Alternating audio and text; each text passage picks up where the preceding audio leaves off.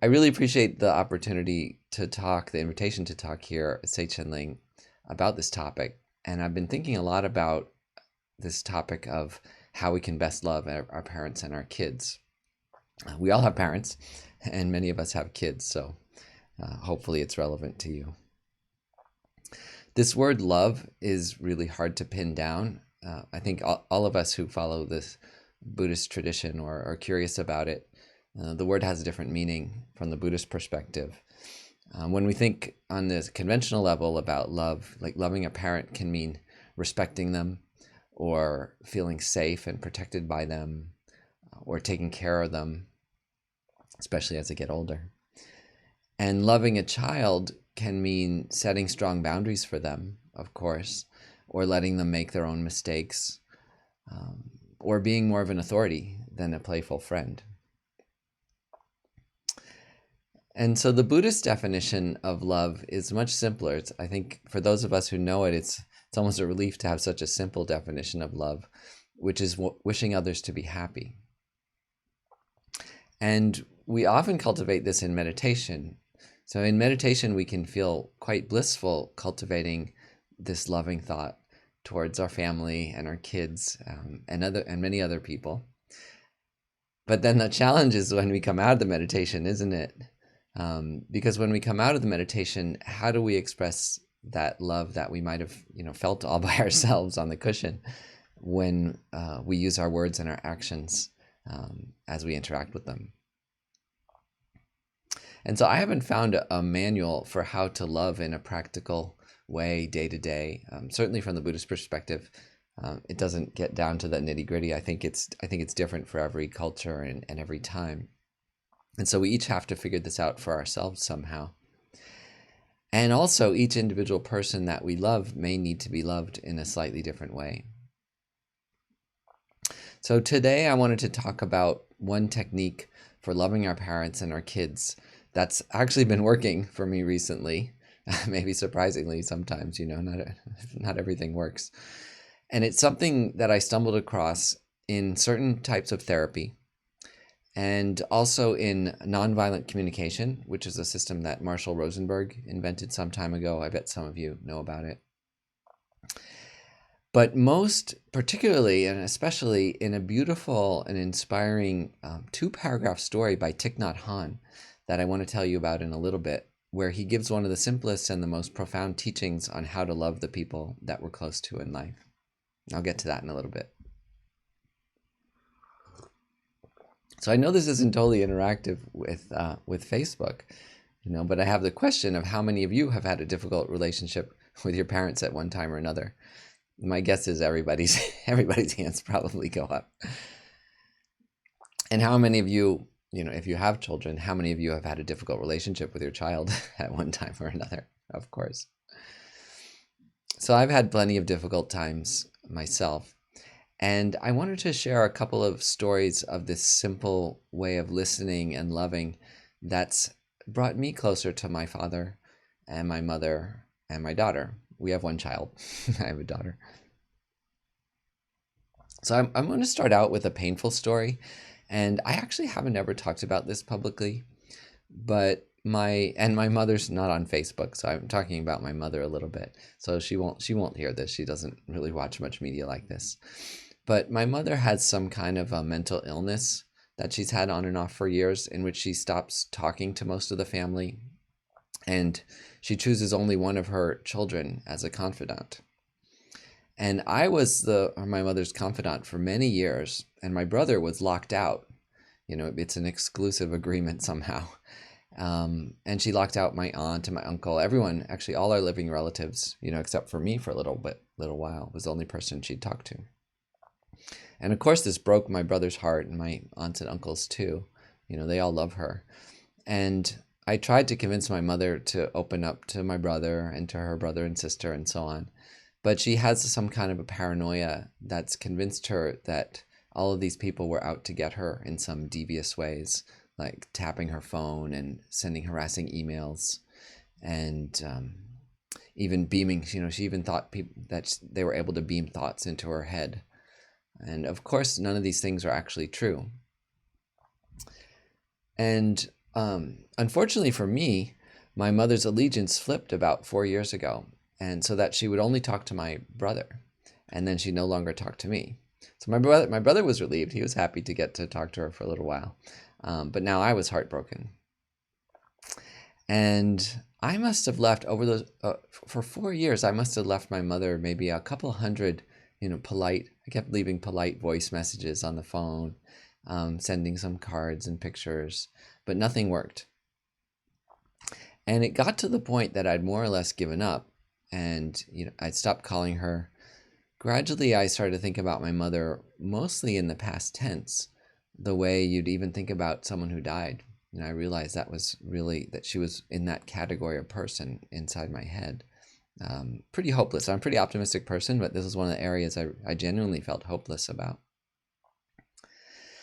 So then I was shocked when a couple days after Christmas last year, my phone rang while I was in line at the grocery store, and I saw it was my mother. And I was shocked. In some ways, I didn't want to take the call because it was in this busy grocery store, but also I didn't want to miss it. So I answered it, and she spoke in this completely normal tone of voice to me. It'd been 4 years since we'd spoken, and she didn't say anything about why we hadn't been talking, but she just said we had a lot to catch up on. And so later that day, I was nervous to hang up on her, but I said, "Listen, I'm going to check out my groceries. And I want to call you in an hour from home." And luckily she did answer at that time. And so we spoke more at length, and I took really great pains not to say anything that might set her off. I didn't ask why we hadn't talked. I didn't quiz her about what she'd been up to. I definitely didn't get angry at her for what she'd done. And she mostly talked about French films, actually, she'd been enjoying on Netflix. That was most of our conversation. And I just kept asking her, well, tell me more about that. What are these films? Why do you enjoy them? Then towards the end, it was really funny because she said that I didn't call her enough, which was the funniest. She told me that she used to call her mother every 2 weeks and that I should do the same. And so I said, absolutely, no problem. I'll call you every 2 weeks. I'll call you every week if you want. And so that is sustained. It was a little fragile. I was worried for when it might end, but that's continued. And this is the part of the story I actually really wanted to tell you about. This is what's relevant, is that the other day, my mother and I were talking in one of our bi-weekly calls. And all of a sudden, she started getting really, really angry. She veered off into this angry tirade about all the rest of the family. She was, really trashing them, saying awful things about them, obviously out of, mental illness. She told me all about her delusions, how all of these family members were abusing her, making prank calls and letters and emails. And it went on and on until slights made at weddings and funerals for dozens of years. This huge list of wrongs going back for at least half of my life, and it didn't make much sense. But I could hear her getting really worked up on the phone line, and you probably know that feeling of hearing someone coming to tears on the other side of a phone. I was getting really worried for her, and also worried, that this might be the end of our our renewed relationship. And so at the end of this long, long blast, she had this really defiant tone, and she said to me, well, what do you think of that? And it's, that kind of confrontational way of talking, almost like starting a fight. And it was almost as if she was expecting me to contradict her or to reason with her or something. And I'll admit that's actually a habit that I often have, is to try to reason with people when they're upset. And you probably have noticed that doesn't tend to land all that well with people when they're upset, to trying to convince them that they're wrong. Even if you do it in a nice way, oh, things are fine. It doesn't tend to land very well. Have any of you guys noticed how poorly reason works when someone's upset, right? Including myself, it doesn't work well the opposite way either. So anyway, here's what I did. I paused for a moment, and then I remembered this trick that I'd learned many times over and over, but I was rarely able to apply. And so in response to my mother saying, what do you think about that? What I came up to say was, all of a sudden it just came to my mind. I said, I think that's completely reasonable. And instantly my mother burst out laughing. It was really amazing. It was as if she knew what she'd said was completely unreasonable. And her mood instantly flipped after that. She just let go of everything she had been yelling about, and she was suddenly just warm and affectionate, still laughing. She let go of that whole long tirade, and then went back to sharing what was going on with her and asking about me and my family. And it was a great call. And I realized, what my mother needed at that moment wasn't a lecture, but was understanding. And it really worked. It really worked in that situation. I was shocked. I was really shocked how well it worked. I wasn't sure it was going to work. So I'm sure a lot of you watch movies, TV series now, on Netflix. And I've noticed, I bet you've noticed too, that in many movies, there's often a big confrontation scene where one of the two main characters basically lectures and humiliates the other person. The person lectured then gets really angry. It could be a romantic couple or friends or whatever, family members. But the person being lectured gets really angry, and then they split apart. And then eventually the person being lectured comes back, finally, after kind of learning their lesson, comes back all contrite and says, you were right. And they change their ways, and whatever that broken relationship was, the romantic or family or friend, it's all fixed through this cycle of getting lectured and humiliated, admitting you're failing, and then coming back contrite. But has lecturing ever really worked for any of you as a way to heal a relationship? It hasn't for me. And it makes me really sad that movies so often show this way of working through relationships, that effectively humiliation, lecturing as a way of, getting your point across. Because of course these scenes are dramatic and they're riveting scenes. And they're often accompanied by physical gestures like, a guy punching his fist through a wall or a woman throwing the dishes. But in real life, when someone does something like that, it's actually really scary, isn't it? Right? It's scary to see someone lose control of their emotions so much that they lash out in violence, even if it's just at a wall or a teacup. And it makes you scared for yourself and for the people around you. And I particularly remember a friend in college whose boyfriend smashed a wall one night at a party, and she broke up with him the next day, which is, I think, is a much more reasonable response, right? She had a quite reasonable fear that the wall might be her the next time he got angry.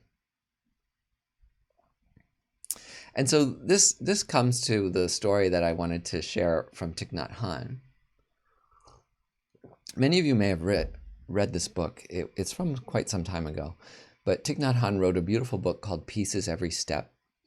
And there's a tiny story in it called Blaming Never Helps. It's 2 paragraphs. And I'm actually going to share most of it with you, over the next few minutes. But here's what Thich Nhat Hanh recommends. Instead of blaming or lecturing, he says, blaming has no positive effect at all, nor does trying to persuade using reason and arguments. That is my experience. No blame, no reasoning, no argument, just understanding. If you understand and you show that you understand, you can love, and the situation will change. So what's unique about so many of Thich Nhat Hanh's teachings is that he doesn't always use traditional Buddhist language, like even the word compassion. Of course he does sometimes, but he didn't in this case. But he finds modern, skillful, specific ways of reimagining the Buddhist teachings. So I've never heard understanding in any of our numbered lists of Buddhist good qualities. But you can see how understanding could be one of the most powerful practical vehicles of compassion. And so I wanted to share a story from the other side. I guess this is the Father's Day story because it's about my father.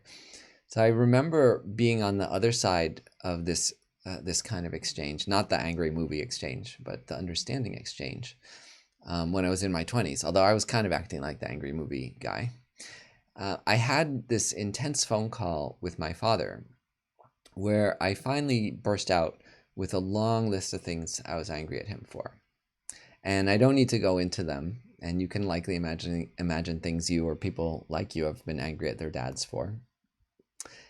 I've never done this before with my dad. When I was younger, I was scared of my dad, and so I wouldn't bring up things like that, of course. And then as I grew up, I felt, into my early 20s, I felt resentful, and I just ignored him, or I acted out sometimes in annoying ways. But now I had this call where I wanted to list out each of my grievances to my dad. And my father listened. And when I paused, my father would say things like, I can see you're really upset about this. Or I remember him saying, is there anything else you want to tell me? That was really interesting that he actually invited me to keep talking. And I did have more things that I wanted to tell my dad. And he kept letting me speak, and he listened without judgment. He didn't try to explain himself, and he didn't even apologize, I think, which is kind of interesting and in some ways important. But he did keep this kind of lightly reflecting and empathizing, and letting me go on. He let me say whatever I had to say. And it took a while until I exhausted myself. And I exhausted myself not in the sense of getting tired, but just that I ran out of things to say. I got through my list, that long list of painful memories. And all the while, my father just simply accepted what I had to say without defending himself. And it was there in his listening that I saw that my father had so much love for me. And that love that, we talk about in Buddhism, just the simple affection and a wish for me to be happy. Like, I saw that he had that for me, and that at that moment, listening was his way of giving me love in that moment.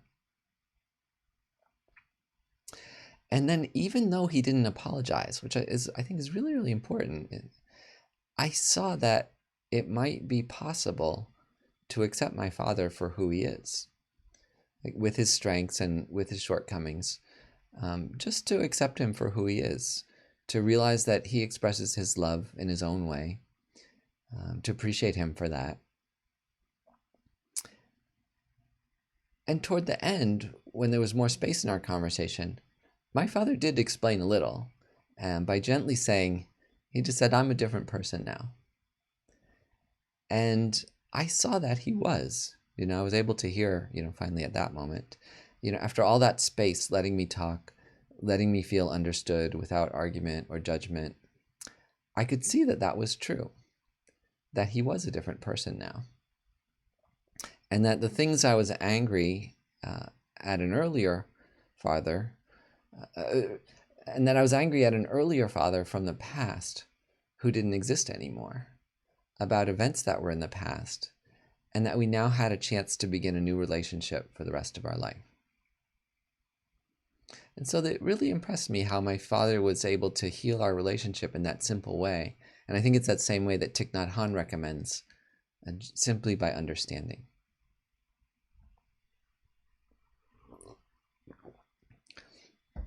So in the other part of his short story, Thich Nhat Hanh says this. He says, when you plant lettuce, if it does not grow well, you don't blame the lettuce.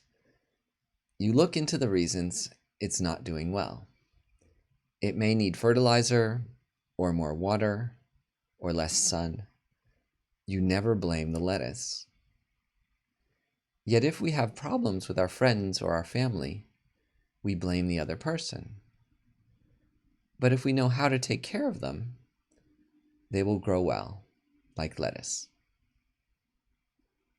Thich Nhat Hanh's really into gardening, as you may know. And this thought has really stuck with me. My father treated me with such kindness and understanding on the day that he listened to all my complaints without judging, just understanding that my feelings had a cause, He was part of that cause. He was one of those causes. And that he needn't blame me for my feelings or defend himself against them. And magically, I was able to apply that same type of understanding to my mother a few weeks ago, with that story I shared in the beginning, in that astonishing phone call. And so I started to think that this technique might also work well with our daughter. And I began to try it out. So one morning, our daughter was upset that she had a very long day at school for a play rehearsal. This was recently. And she just said, she was very upset. She said, I don't want to stay at school until 5:30. She had, I don't know what, like an 8 or 9 hour day or something. Yeah, a 9 hour day.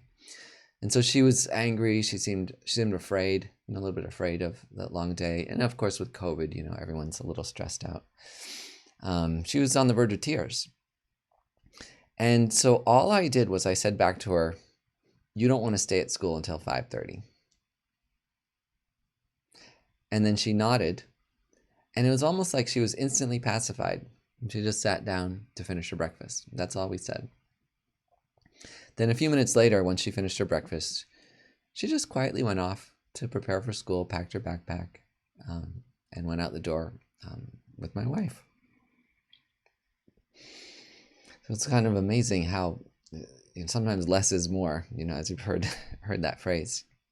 So similarly, one morning, I said back to my daughter, you don't want to do the laundry, after she told me she didn't want to do the laundry, whining about this chore on a Saturday morning. And she nodded her head.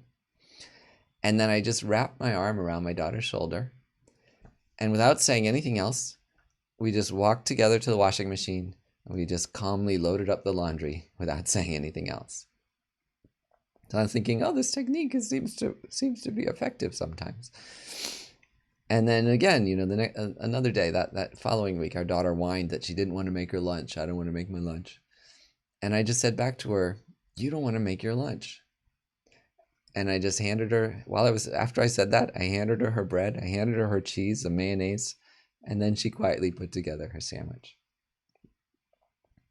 So I know I was really satisfied, obviously, in these moments. It was nice that they worked.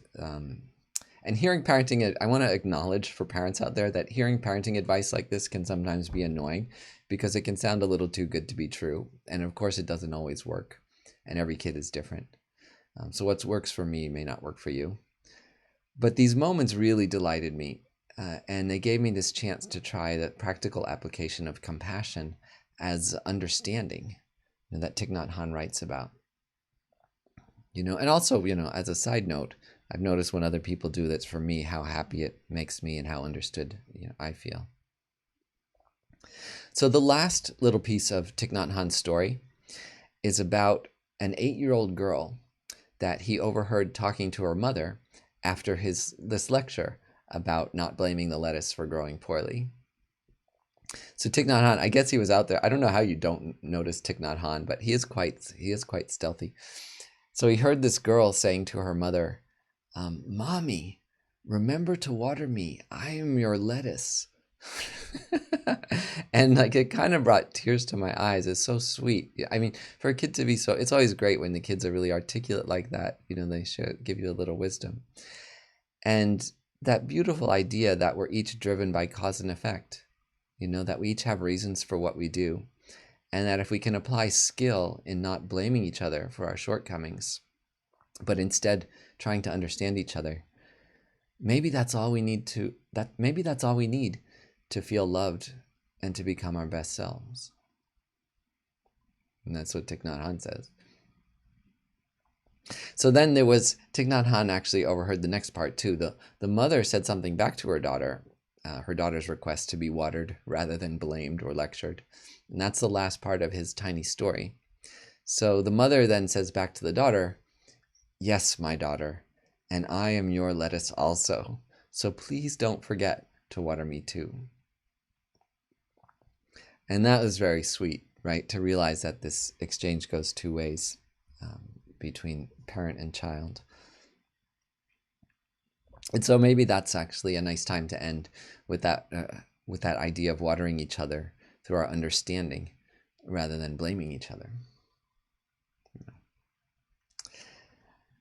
And these sessions are a combination of a discussion. I hesitate to use the word lecture in a talk about not lecturing, but we have a little discussion part, and then we do a meditation, and there's a little time for Q&A. So I had an idea for a simple meditation on compassion based on this method of understanding, of compassion through listening, letting go of any opinion that I want to assert in an exchange. In one of the nonviolent communication workshops I took, they suggested that the most powerful way to listen is to listen with your full attention, to listen so deeply that you think of nothing else but what the person is saying, what the person in front of you is saying, until they stop talking. You give up thinking about an answer, a response, a suggestion, a defense, and just give your single-pointed focus to that person. And the idea, that's what they say, is that focus alone may be enough to show that you care. With the occasional reflecting and empathizing when they finally do pause. And it's hard for people to do that. It's hard for me to do that. I have a friend who does this very naturally, and it's so satisfying to be heard so deeply like this. And then it's fascinating, but also a little disconcerting what happens when I stop talking, because it's just silence. She'd been listening so closely that she just doesn't say anything after I stop talking, before she starts thinking about what to say in response. It's very, very beautiful. So why don't we try to do a meditation? Because they say that's the Buddhist wisdom, I think, is that studying something has limited impact on your mind and on your behavior, and contemplating has a little bit more impact, where you keep thinking about it later. But then the most impact comes out of meditating on the topic. So this is a very short meditation. I doubt it'll be more than 5 or 10 minutes. But let's try it together. It's specifically this meditation on compassion through understanding. Okay, so wherever you are, get into a meditation posture. It can be cross-legged on the floor, or straight-backed and straight legs in a chair. And you can put your hands in your lap with the palms up, or you can put your hands on your knees if you like. And then your eyes half closed can support the meditation a lot if that feels comfortable, but you can put your eyes however you like if that's not comfortable. And then tilt your neck slightly. It helps remove that little bend in the back of your neck. If you know any other points to meditation posture, you can do those too.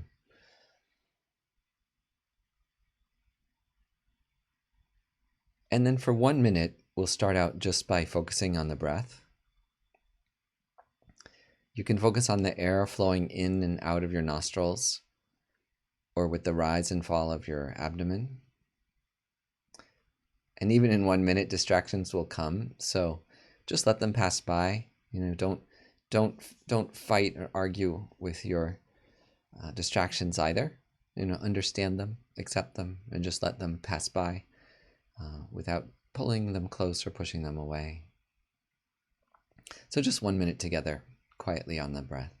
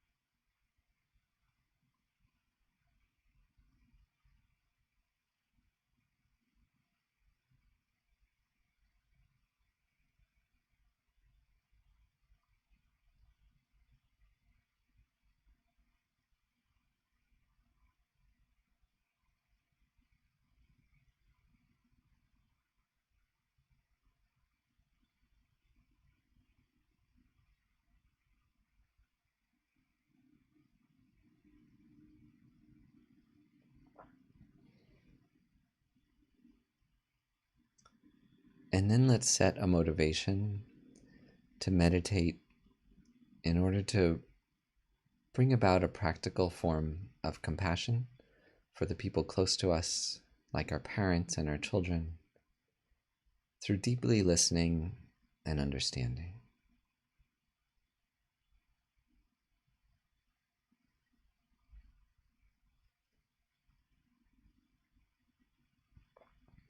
If it's possible, let's not do this exercise mildly, but try now and think of a big conflict you have with a parent or a child or someone else close to you in life. Of course, if that's not comfortable, just choose something smaller.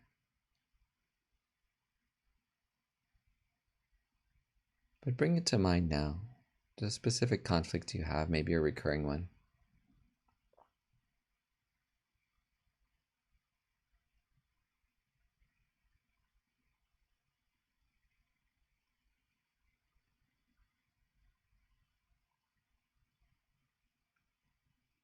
And now imagine listening deeply, without judgment, to everything that person has to say, even if it's about you.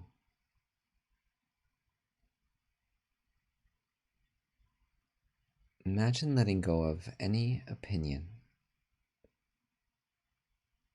listening without thinking of an answer.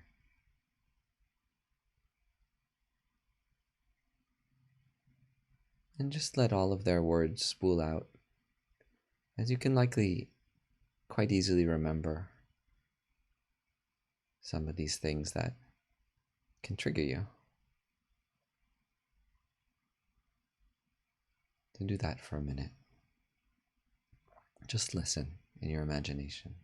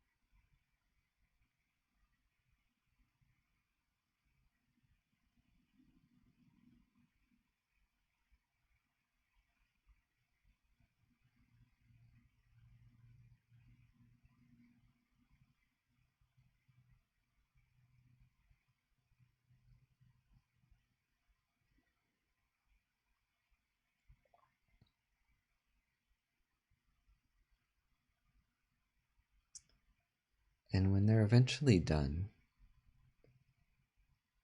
imagine first reflecting back whatever they said back to them, like you want or you don't want, or you're feeling,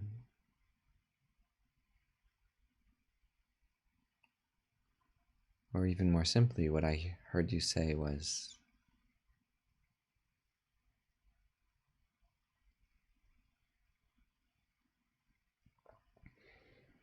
and then they say back, yes, that's right.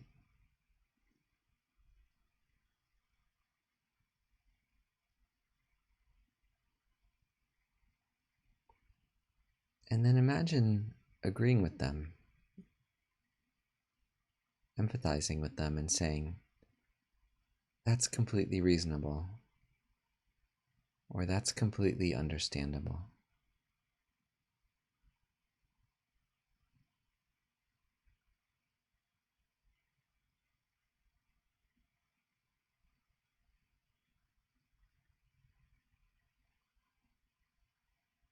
And imagine how they react, how relieved they are, how understood they feel.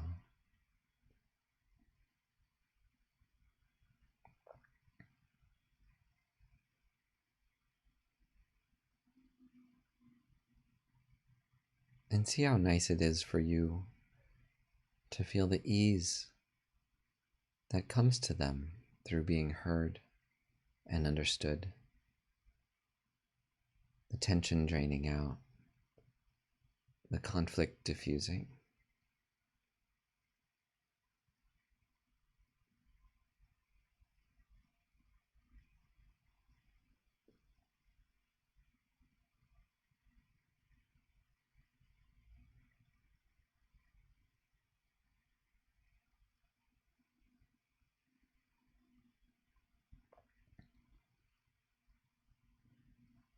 And see how nice it is that that person feels loved and accepted and understood by you.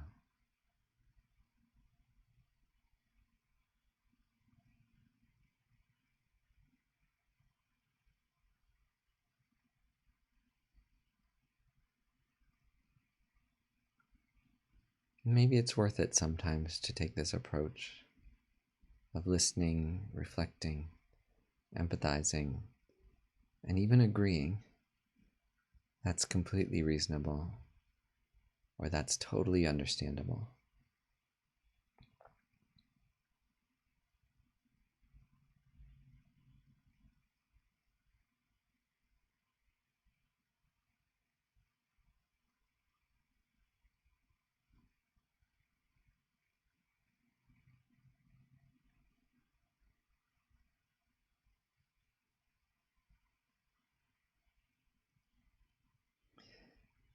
And then let yourself gradually come out of the meditation with a resolve to try this in real life, if you can.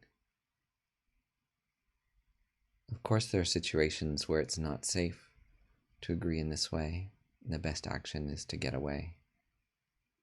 Perhaps even get away for good if there's an abusive situation. But in many of our lives, in more ordinary conflicts, this technique might work. So imagine actually doing this with a parent or a child today or in the coming weeks. And picture it working to diffuse the conflict. How reflecting and empathizing and understanding express your love and compassion, better even than asserting, "I love you," or judging, "That's awful," but instead understanding and agreeing, "That's reasonable, that's understandable," validating their feelings, whatever they are.